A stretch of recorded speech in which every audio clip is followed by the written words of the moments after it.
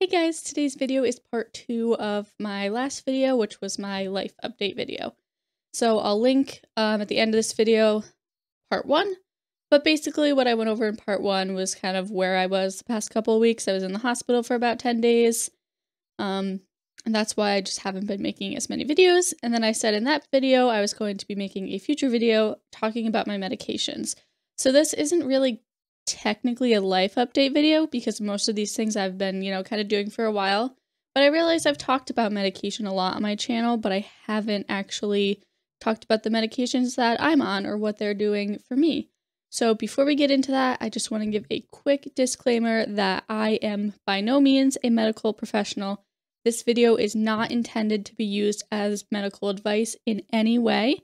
This is just a way for me to share my experience with the medications that have helped me and maybe to give other people some ideas of things to talk about, maybe things to bring up with their psychiatrist. But again, this is not medical information.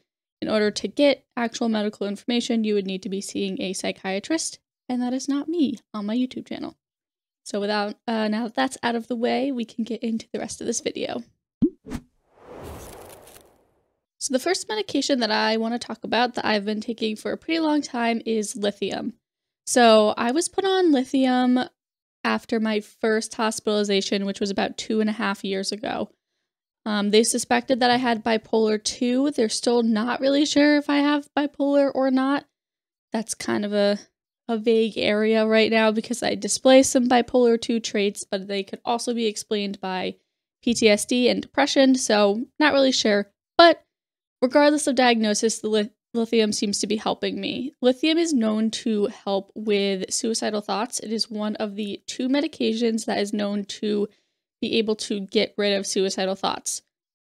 This is not the case for me, but I do feel like it's made them better. I've gone up and down on doses. Lithium is a tricky one to get dosed correctly because there's a kind of a small window between like a therapeutic level of lithium and then too high of a lithium level. So I've gone up and down a lot. I've settled on, I think I'm on 600 milligrams right now, which is a really, really small dose. So everyone has a certain amount of lithium in their bodies already. And when I get blood tested, because you have to get blood tested for lithium to make sure it's not too high, my blood level for lithium registers at a 0.3, which is extremely low. The normal for people who aren't taking lithium is 0.5. So even taking lithium, I am below that level. But I can't tolerate higher doses. I start to have like some weird side effects when I go up in doses. So I've settled at the 600. Initially, I tried to come off of lithium completely. And when I did, my self-harm thoughts got a lot worse. So I've decided to kind of just stay on the lithium, even though it's a lower dose and I'm not technically in therapeutic range. It does seem to be doing something for me. The next medication I'm going to talk about is my newest medication, which is Depakote. I recently had my Depakote dose increased. I do this thing a lot when I try medications where I take the medication. After a certain period, the psychiatrist asks me, "Do you feel like it's making a difference?" And I say, "No, I don't."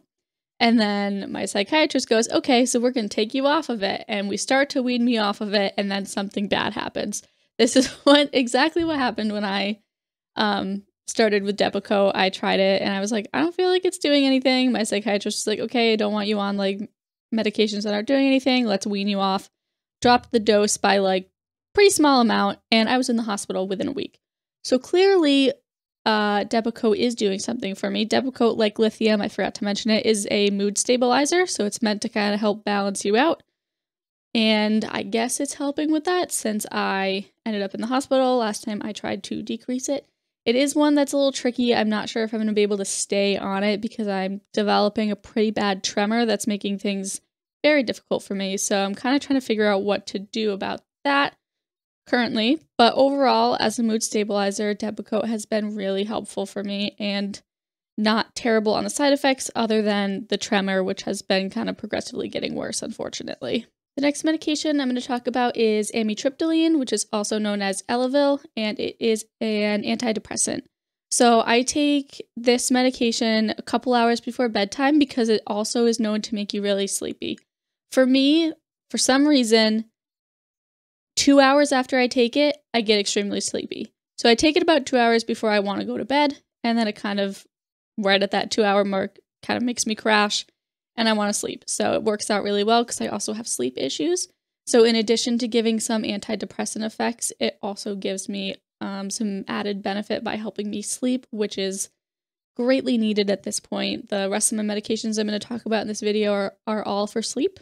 And that's pretty much it for amitriptyline. I don't really know if it's doing anything antidepressant-wise, but it's not something I really want to change right now because it is helping with sleep.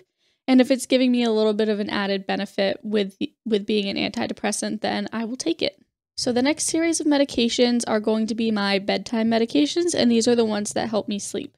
The first one is trazodone. I'm on a very low dose of trazodone because I'm also on other sleep medications.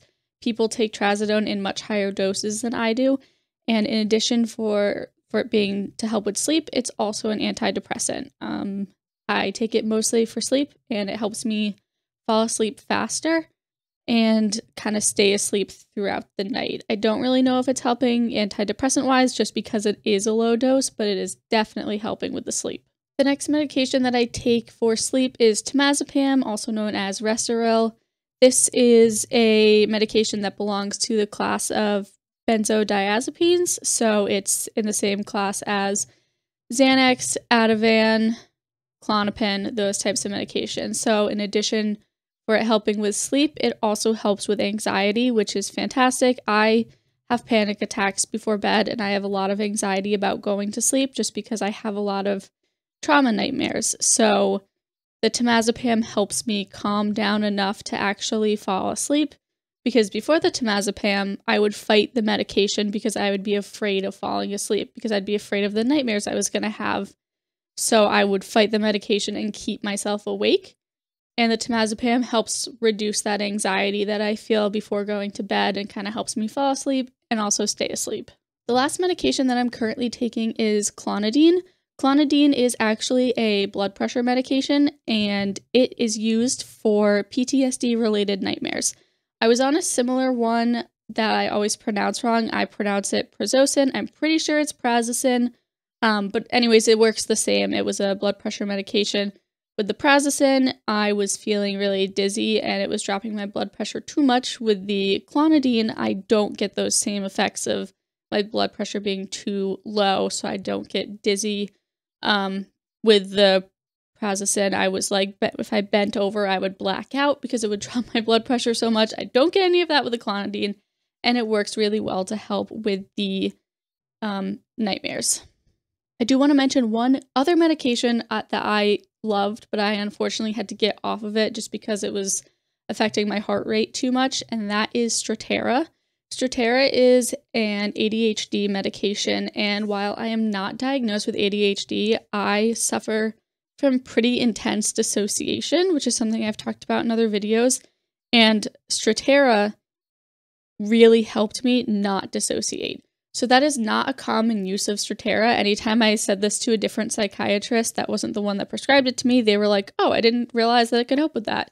So I wanted to throw that out there as a potential option to bring up with a psychiatrist if dissociation is something that you suffer from. I can't guarantee that it's going to work the way that it did for me, but it was something that I found extremely helpful when I was experiencing a ton of dissociation, again, until it started affecting my heart rate, unfortunately. So the last thing I want to say before I finish up this video is that medication is not for everyone, and that's okay. I've talked a little bit more about medication on TikTok than I have on YouTube, and I've noticed that on TikTok, I tend to get a lot of comments about people telling me that I am over-medicating. I am just, giving money to the pharmaceutical companies who are then going to keep me, addicted to these medications, and, I've heard all of it. I've heard that I'm poisoning my body, I'm doing the wrong thing, and it's frustrating. And I think that there is a place for medication and there is a place for a holistic approach. In addition to the medications that I do take supplements that I find to be helpful. However, I find that for me, I need the medications. If I did not have the medications, I would not be sleeping and I probably would not be alive. So for me, medication is 100% necessary. It's not necessary for everybody, and I'm not saying everybody has to take medication. That's something that you and your psychiatrist or you and your therapist can kind of figure out together, if you can take a natural route or if you can take the medication route. Either are fine. Not one is better than the other. They can work together, they can work separately. I'm a big believer in medication and using it when it's necessary, but it's not something that I would force on to anybody either. And now with that, today's video is over. So thank you guys so much for watching. If you have any questions, because I'm sure I went over everything super quickly, please feel free to leave those in the comments. I will do my best to answer them. Again, I am not a professional. This video is not medical advice, so please do not take it as medical advice because it's not. Thank you guys so much for watching, and I hope you have a great rest of your day.